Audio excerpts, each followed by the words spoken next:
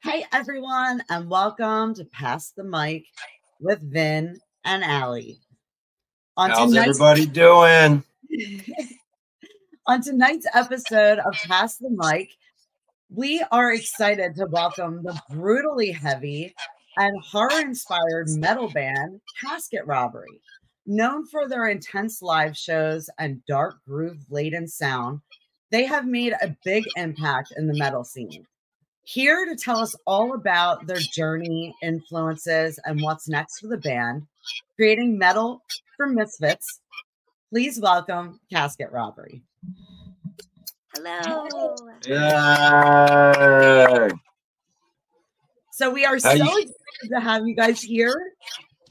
We are so excited to be here. Thank you for having us. Are you guys in Iowa right now currently? Or in Wisconsin currently? We are in Wisconsin currently, yes. Cool. So, Monroe, Wisconsin.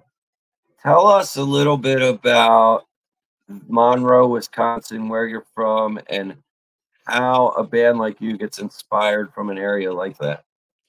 So we're actually based in Madison, Wisconsin, which is like about 45 minutes north of Monroe.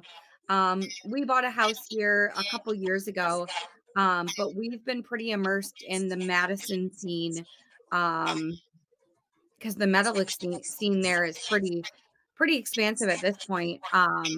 But yeah, where we live now in Monroe is a pretty tiny little city that doesn't have a whole lot of metal.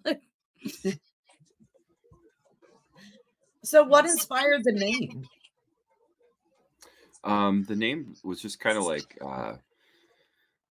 when we first started the band, literally all we were doing was like kicking around different names and wrote a bunch on a piece of paper, and Casket Robbery was just on there.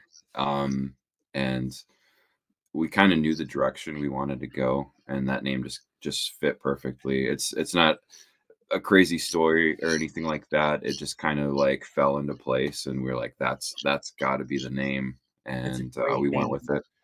And we kind of thought too that like there would be a band that already had the name. It sounded like a common name, you know. But we looked all over the internet, and yeah, we're the only ones with the name, so it worked out really great. Is that one of the first things a band does when looking at a name and say, okay, we got to go on the internet, make sure this isn't trademarked? I think that is a thing now. I think, yeah, I didn't think it used to be, but now it's definitely, you got to go check all that stuff. I see constantly bands where there are 2, 3, 4, 5 bands of them when you're trying to tag things on Facebook. Like even when we're on tour, I'm kind of constantly looking for the bands that we're playing that day and making posts of the show that we're playing that day and the opening bands that we have for us. Sometimes it's hard to find the bands, and because there are so many of the same name. That's quite a big deal to make sure your name is branded and easy to find. All your social media has the same name, you know, stuff like that. Allie, want me to talk about the show at Love Draft? Oh, sure. Okay, guys. So October 11th, you have the big 717 Entertainment and American Mosh Pits and Beyond the Barrier filming event going on at Love Draft. It's you guys, Convalescence. What's the name of the tour? It is the No Survivors Tour Part 2. No Survivors Tour Part 2 coming into town. Yeah. So I have a couple questions directed just towards that event now for you guys. Yeah. Okay. All right. Number one, Nick Myers and I are very, very good friends. Okay. And actually, I was sitting with Nick last night, and one of the things we were talking about was the show coming up next weekend. He said, he said, you know, they played here before. They've been with me before. I said, wow, I didn't know that. So tell me a memory you have of Love Draft or playing with Nick or being in Pennsylvania. We've actually played Love Drafts, that one twice, and then the other smaller Love Drafts once. I just love the whole like vibe there. The stage is beautiful. The venue is gorgeous. There was a bartender, I think the last time, who was super sweet about feeding me shots of whiskey all night. Yeah, we have a blast every single time we play there. The stage. Did you get your is one of stickers the up in the most bathroom? fun that we've been on, just because of the size and the sound system is great.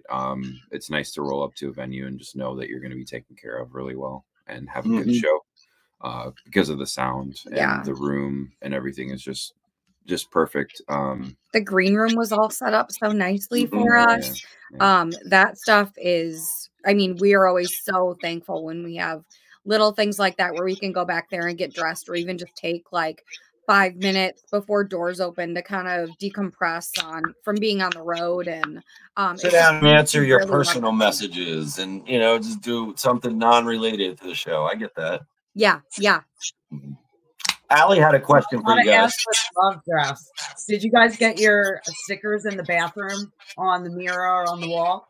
Yeah, I think they're in multiple spots in each bathroom, and they definitely are. And there's over by the merch, because I set my merch up in the same spot every time I go there. There was like this trash can next to it that's like a big box, and I think ours is there too. Yeah, I was trying to look for it last night because I was at Love Drafts, and I was like, there's so many stickers. Like the last time I was in there, part of the mirror was covered. Now it's filled, like completely covered. They had one like in the toilet. Like I was actually like, I was like, wow, like they went the extra distance. I'm like, put it in. I can confirm that there's stickers on the men's urinals as well. Yes. Oh yeah, I always am impressed by the spots that people pick to put their stickers. Oh yeah, absolutely. So have you guys, I don't know the last date that you've been there. Have you been there since they put the barrier up? Yes. Yeah. Yep. The last show we played there, the barrier was up. Are you familiar with the opening band Desolation that's going to be opening for you that night by any chance? Yes, we are. I think I have a hat from them. Do you really? I'm pretty sure, yeah. Do you have a Desolation story? I don't. I do. I mean, obviously we played with them and they were super, super cool to give me things. I dig their logo though. I think that was what I was really stoked about, was their pretty logo. Well, they are good friends of mine, so I'm very happy that they are on that opening bill and to be there to open for you guys that night. So I have a question. I experienced my first Casket Robbery show at Michigan Metal Fest 24. I always tell people that festival to a club is a little bit different of a show experience, obviously. So give us a little bit of what we can expect from a live indoor Casket Robbery show. So we love playing our festival shows, and especially Michigan Metal Fest. We will have a longer set, number one. We'll also have all of our stage props that we typically bring, lighting, all of that. And then it'll be the same high energy kind of thing, running around like crazy. That's pretty much. Yeah. We try to line up like what our indoor kind of on tour shows with our festival shows. I mean, it's pretty similar. I think the biggest thing that we've been told is just the amount of energy that all of us have running around. That I will say though, I am looking forward to the Love Draft show and being indoors, because oh my God, it was so hot on that stage at Michigan. We were all just dying, like direct sunlight. Just, oh my God, I think I wanted to throw up afterwards. It was a lot. Normally like a 30 minute, 25 minute set? 25 minute set. Normally it's like, that goes like that. We had just gotten off tour with Gorgatron and our sets, went so fast. That one felt like I was playing for hours. You can relive that full set at American Mosh Pit's YouTube, by the way. We have the Casket Robbery Michigan Metal Fest 24 set up there for your viewing pleasure, people. And it's one of the good ones. It's really good. So one night when you're sitting home, check that out.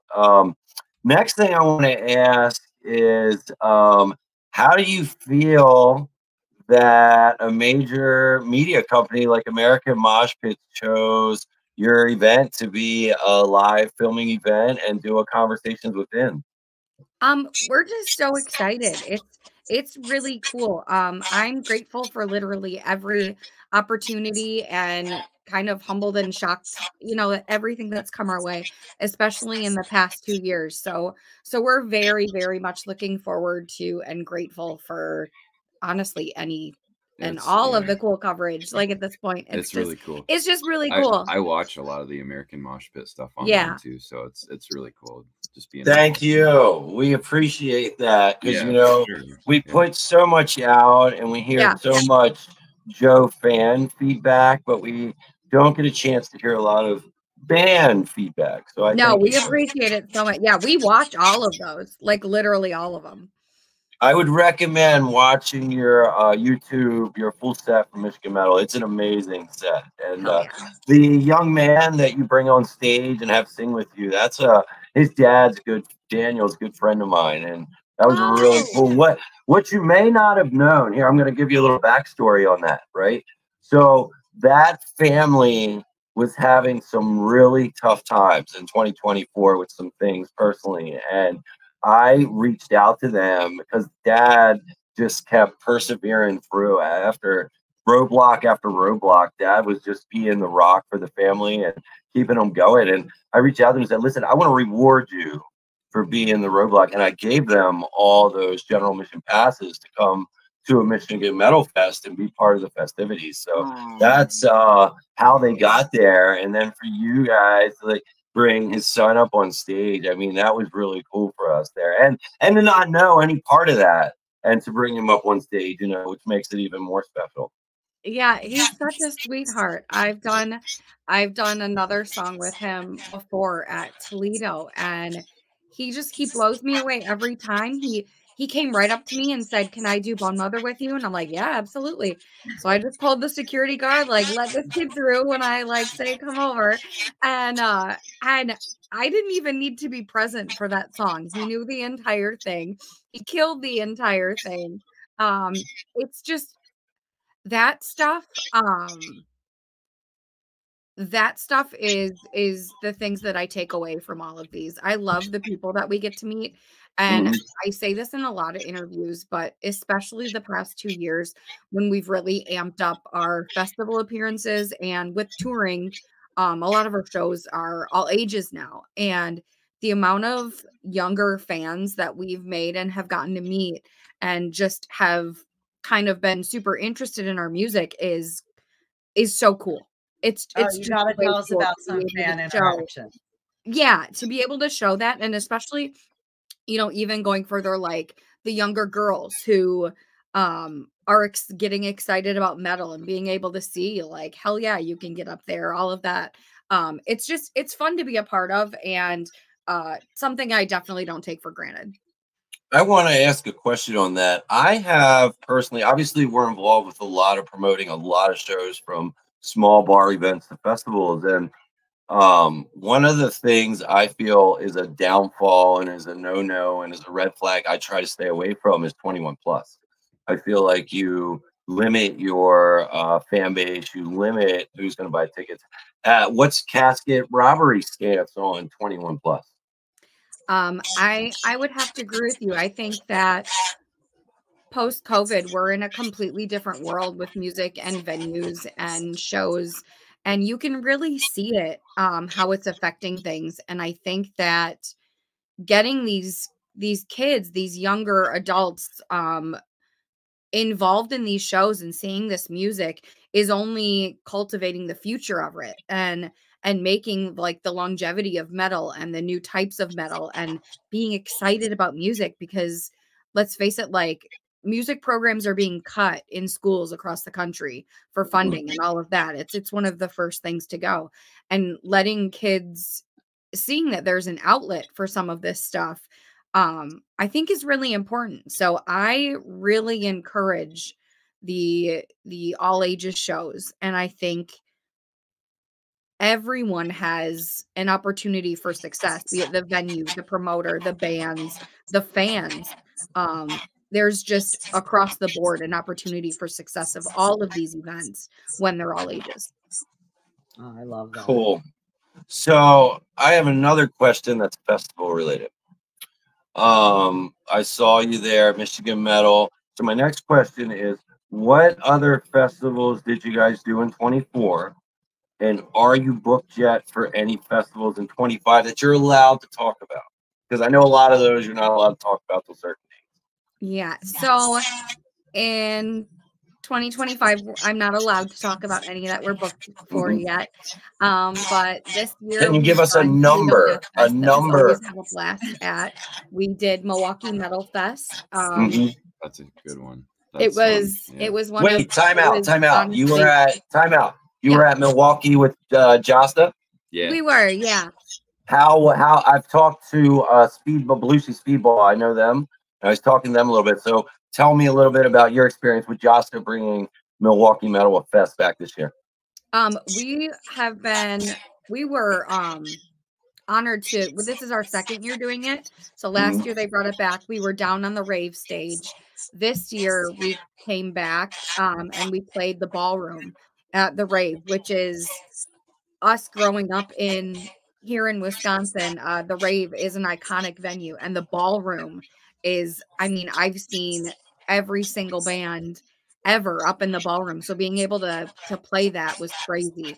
And then him bringing back this festival that is just making so many different genres of metal accessible to so many people was so fun. We had 3 days. We spent the entire weekend there. 4 days, really, because we went to the pre-party. Yeah. We spent the entire weekend there. We were side stage for almost I think we got to see just about every band, honestly, because we were running around like crazy. But he's doing something really incredible. And I think people are starting to see that I know he gets a lot of crap for, I mean, you can't please everyone with the lineup every year. You really can't. But he does such a great job of picking bands from every single genre to bring people into the rave and to see more music that entire weekend. So it's so much fun. We can't wait for next year to just go. So now, next year you said you couldn't release any information, but you can tell us what's the number of festivals so far you've booked. Oh God. At least 2. Yeah, so far we've had at least 2. Yeah. And then Very now cool. about the time where we work on submissions. So we're hard at work on that. So hopefully it's a lot more. Take a minute. Besides that, like, your schedule is insane. You guys only have like 1 day off. Till the 20?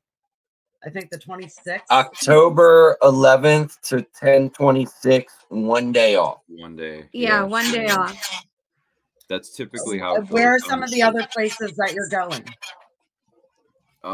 Yeah, let me grab those. And let's see.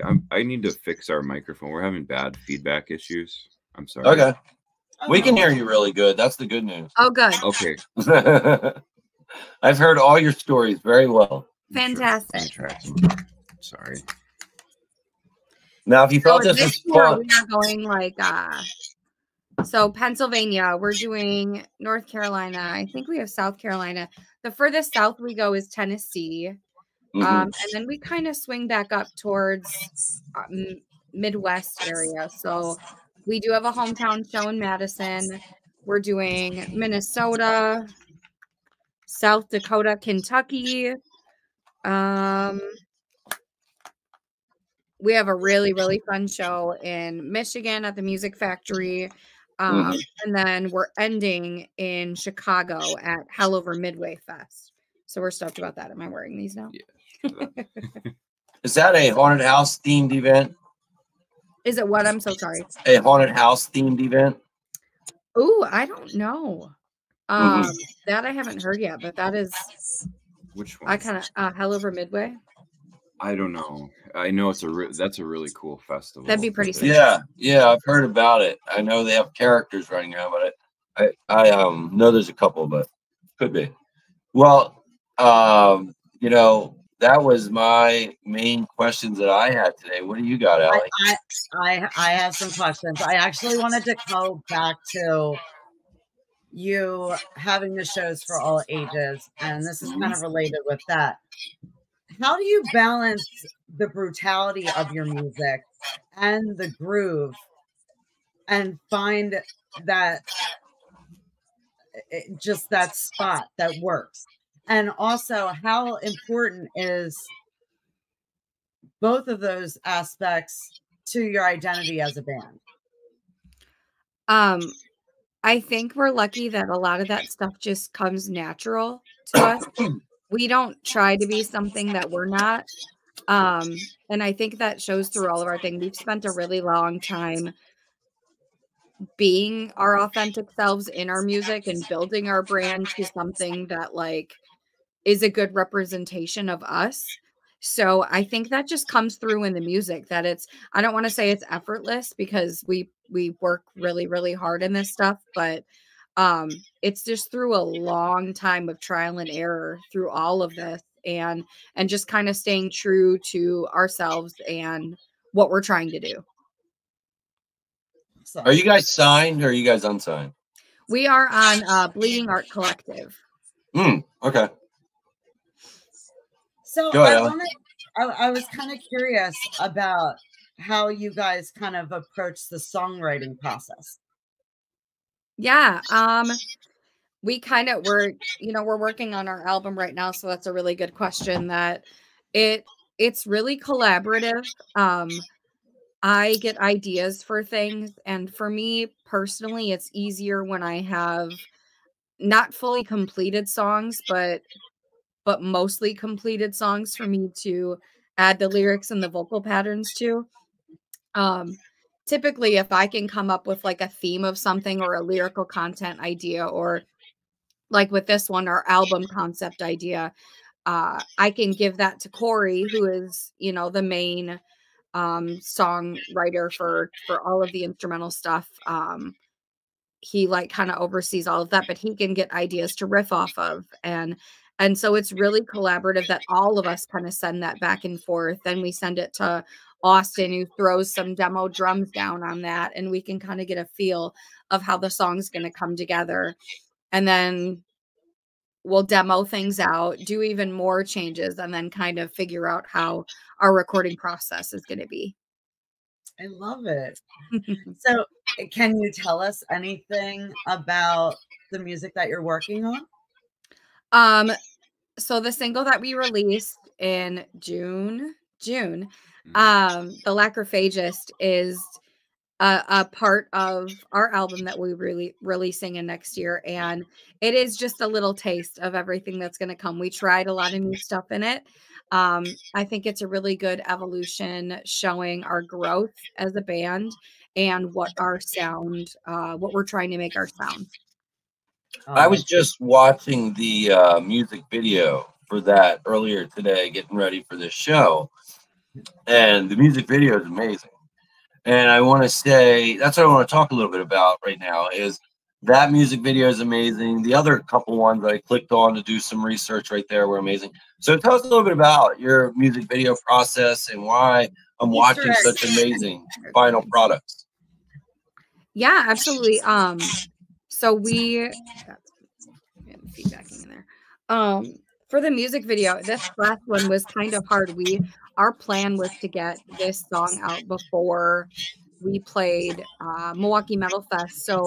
And before we left for tour, and that left us in this huge time crunch, honestly. So we were really, really lucky that we were able to grab our friend who's done a music video for us before and get a venue on super short notice. And we recorded that video the day that we left for a month-long tour. So we kind of just threw everything together. It was really fun, but that's how we did that one. Yeah, that one came together kind of crazy. Yeah, it did come together crazy. We didn't actually think we were going to be shooting it, and just somehow got it together at the last minute. Video itself too. We had all kinds of issues when we shot it as well. Like it was like we had to find a big, huge tarp to cover the wall, and then we had to find fog juice and all this stuff. And the lighting was really hard to dial in. Yep. And, yep. Yeah. We had like storyline concept stuff that we had to like figure out really quickly. I'm sitting there like making a tub of fake blood just as the boys are out like shopping for a tarp. All hands on deck. Everybody is doing everything.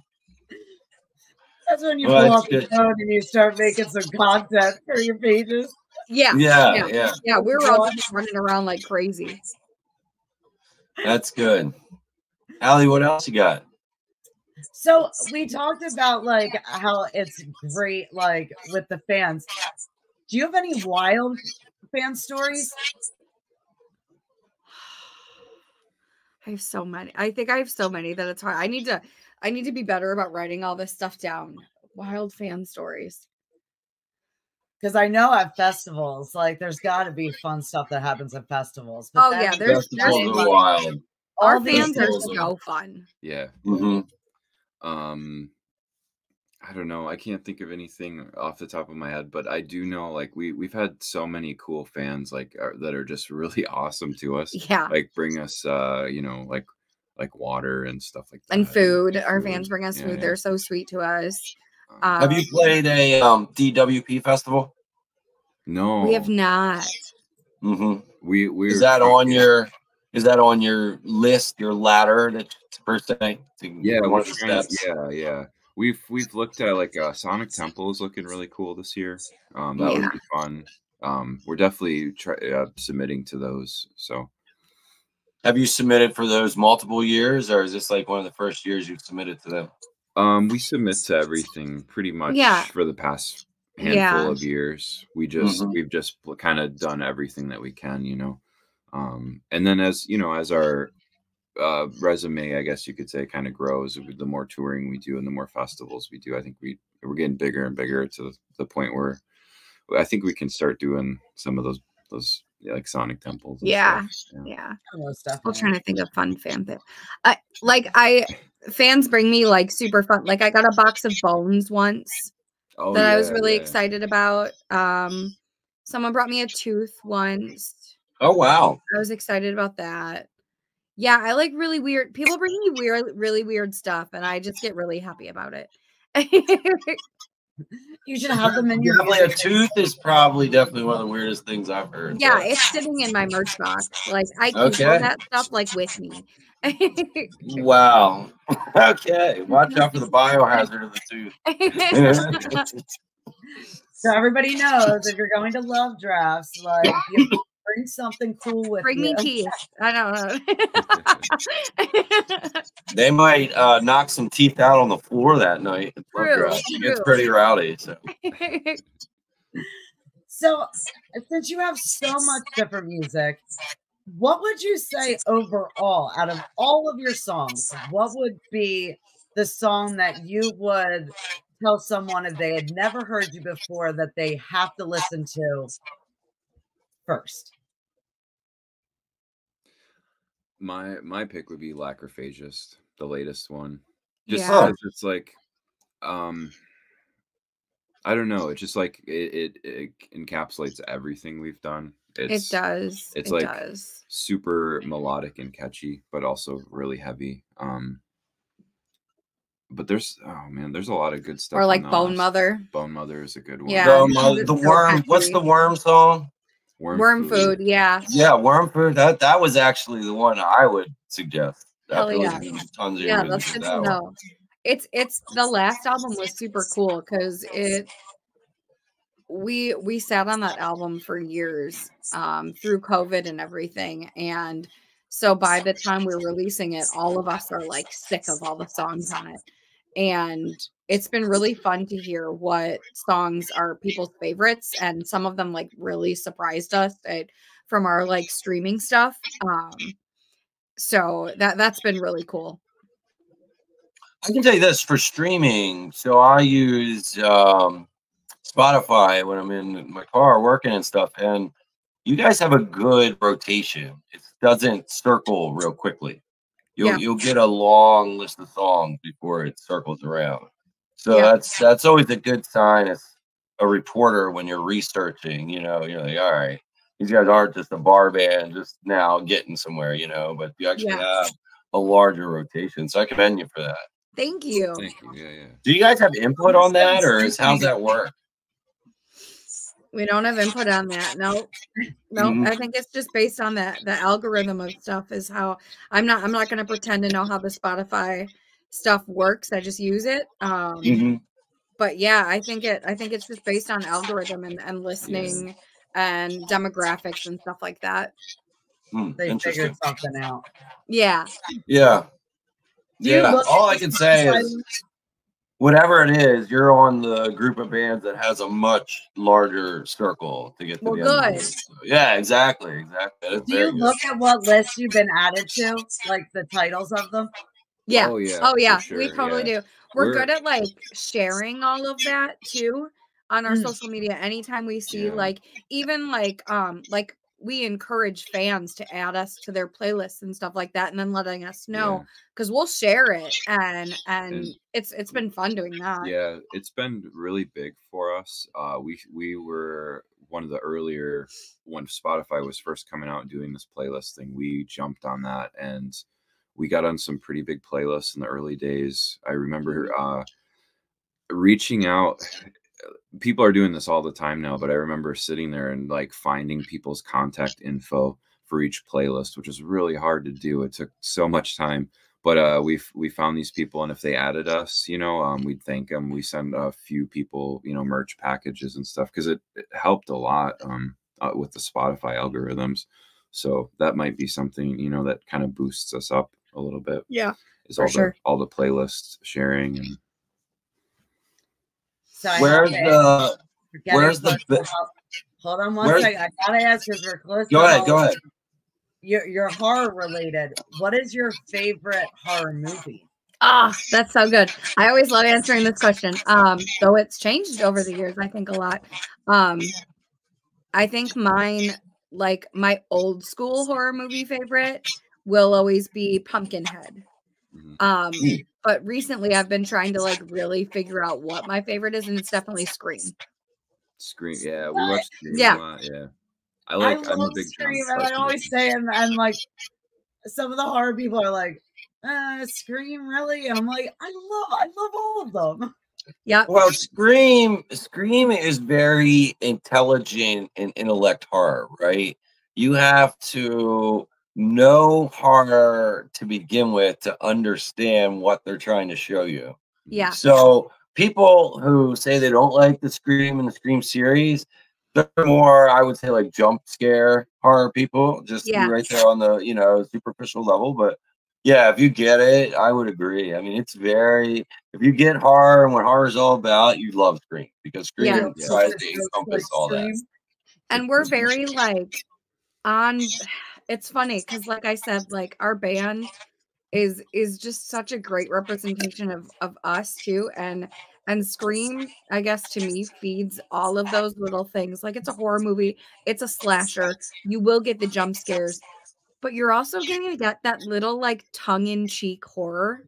Exactly. That's what I'm talking about right there. We have and we use in our music. Like someone wrote a review about us and wrote that we are death metal with a wink.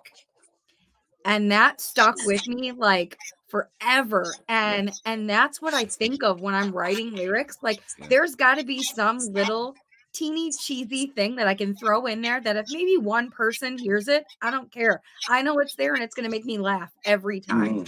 And if you watch the our Bone Mother video, the claymation, so it's all old school claymation, which is a really cool nod to horror. And shout out to Shane for making this video. He spent I don't know, I think a whole month of his life 24/7 he was working on this video, probably 2 months, I don't remember.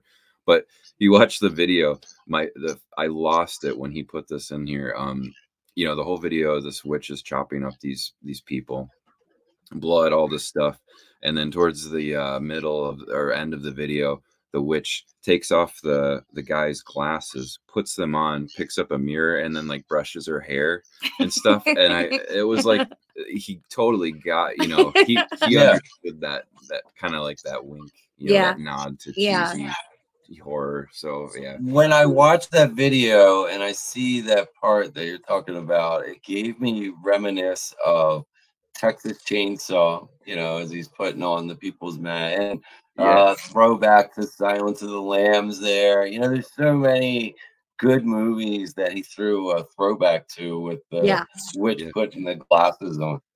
Yeah. What would you say is the strangest place, or like the most like unrelated place that you would find inspiration for one of your songs? A place? Broadhead Manor. It's elaborate. Sorry. we thinking out loud here. No, we shot a couple of our other videos at this Broadhead Manor place, and it's a haunted school, just a little bit, kind of where we live, and we go there and do paranormal investigations and stuff, and kind of draw a lot of inspiration from that place specifically. Some of that like kind of creepy settings, you know. That's a good place. Otherwise, we draw a lot of inspiration from horror movies. We get the question a lot in interviews, like, you know, what bands are you influenced by and stuff like that. And we'll just sit and know that we, you know, when it comes time to write the album or anything like that, if I feel like I'm at a writer's block at something, I will literally spend a full day watching horror movies and just like taking notes and stuff like that, just on random stuff to try and get like, oh, that's weird. I kind of like that. I could write about that. And that's really worked super well for us. Cory listens to a lot of like what would go through your mind and certain things, and trying to put like a soundscape to that through various situations. So that's really where we take a lot of our inspiration from. Now, how do you stay connected with your fan base? Oh, so since Everybody's I got joined a the band, favorite. I'll say all the social media. We all got a favorite. yeah. So since I joined the band, like, what was it, 6-7 years ago? I don't even know at this point. It's been really important to us to cultivate those relationships with our fans. I think it's something that we are most known for at this point, is the relationships that we've really made and staying connected to everyone. I think my favorite right now, we have a really cool Discord group that we post in, and we have all these different channels for like just things related to life that we'll talk to people about. We have horror movie nights where we watch movies with everyone in it. And we have like this chat that we can just sit there. Otherwise, we kind of try to stay active on like Facebook, Instagram. We have a Patreon. TikTok we could probably be more active on, but at a certain point it gets to be a lot. So I like to focus on, you know, I think just maintaining those relationships more than anything, really. It's more of the private groups I think that we're into. Like there's also a private Facebook group that we've had for many years that we've been building up just to get more like direct connections to people. And it's not even about we try to keep the group more of like a lifestyle group instead of like a Casket Robbery group. It's just you know, what are you into? Movies, music, you know, what are you jamming today? And like Megan said, we do the horror movie watch parties and stuff like that. Yeah, it's a lot of fun. Yeah, in our Discord I have like I read a lot of books and a lot of horror. So we'll talk about those a whole lot, like what people are reading. It's just really fun being able to connect. Yeah, it's so fun connecting with everyone. I think Allie had a question. What was that? Sorry. What was the last book that you read? Oh, what was the last book that I read? Mary. It's about like this woman's descent into like horror and stuff. It was really interesting. You know it's gonna I be saw crazy it. if it's a one-word name. Yeah, yeah. Oh, for sure. For sure. I have like, we're about to leave for tour in what, 3 days. So I am like loading my Kindle full of books and horror right now. So I have this whole huge list of things that I have to read. Is the Love Draft show the opening stop of the tour? For us. Yep. Yep. For us. The actual, so Convalescence and Ignominious started last night. Yes. So they're doing the first couple dates and then we'll hop on in Pennsylvania. Okay, that's cool. Yeah. So make sure everyone you get out there on October 11th, the Love Draft, and see one of the greatest horror bands since Rob Zombie, I will say. Yeah, like, and Yeah. they bring the energy. So, everybody that's going, you got to bring the energy too.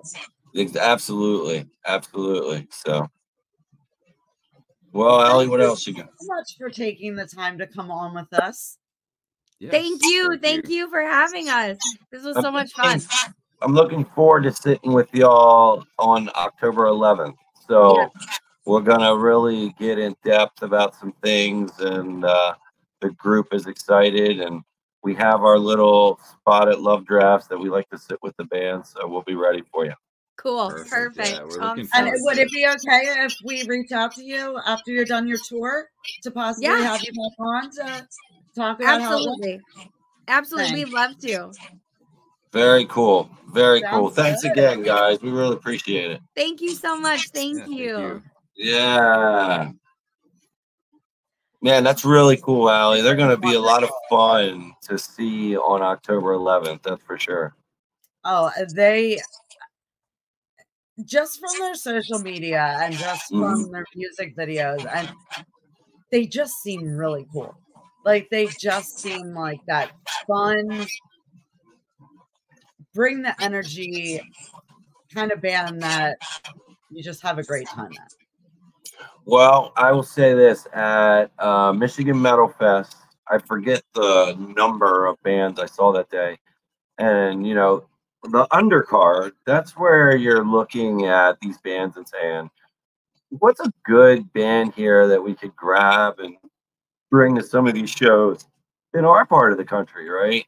And this was one of two that I spoke with that. And like I said in the interview, I said, you remember I looked you in the face and we're gonna be doing stuff together soon.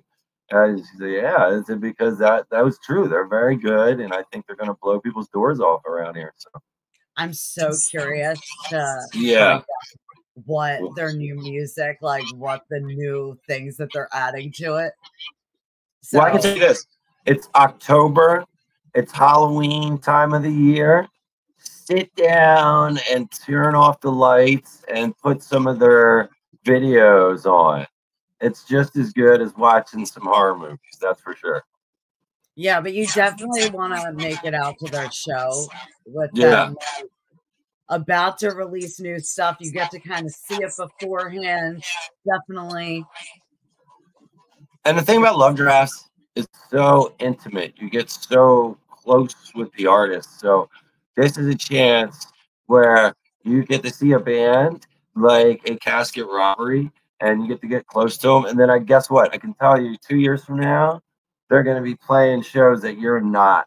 Without paying hundreds of dollars, you're not getting close to them, you know? So take advantage of it while you can. Now that they put it out there about wanting to play like DW festivals, like I feel like that's going to be in their near future. Oh yeah, absolutely. Like I can tell you that if you're playing things like a Michigan Metal and you're playing Milwaukee Metal Fest, your next stop is DW. Yeah, your next stop is DW festivals. It's just how the ladder progression works there. So they're there. Before we hopped off, you wanted to talk a little bit about stuff on with you. Yeah, about last night. So I was at the Nail Bite show. We crashed it.